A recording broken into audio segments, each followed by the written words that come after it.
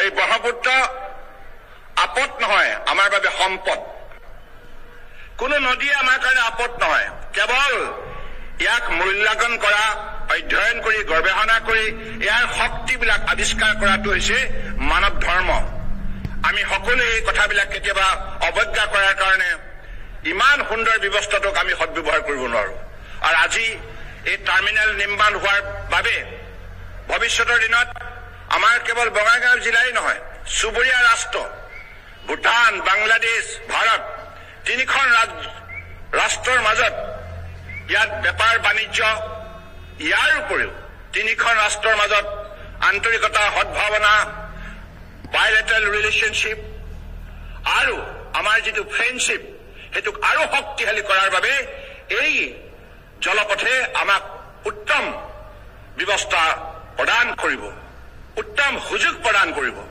গতিকে সেইকাৰণে আজি মাননীয় প্ৰধানমন্ত্ৰী ডাঙৰীয়াই multi modal logistic park Banaras national waterways 1 গংগাৰ বানাৰসত, চাহেবগঞ্জ ঝাৰখণ্ড আৰু ইণ্টাৰ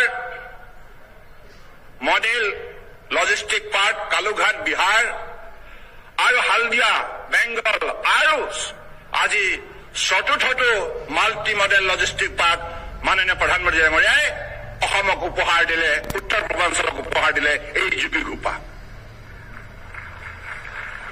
গতিকে এইটো এটা আন্তঃৰাষ্ট্ৰীয় নদী বন্দৰ।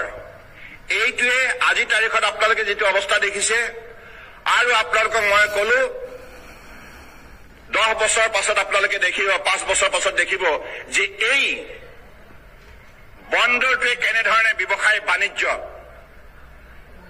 শক্তিশালী কৰাৰ ক্ষেত্ৰত আৰু আমাৰ এই জিলাখনৰ পৰা আৰম্ভ কৰি উত্তৰ পূৰ্বাঞ্চলৰ প্ৰতিখন ৰাজ্য আৰু চুবুৰীয়া ৰাষ্ট্ৰ ভূটান আৰু বাংলাদেশ কেনেধৰণে উপকৃত হ'ব আপোনালোকে নিজ চকুৰে দেখিব।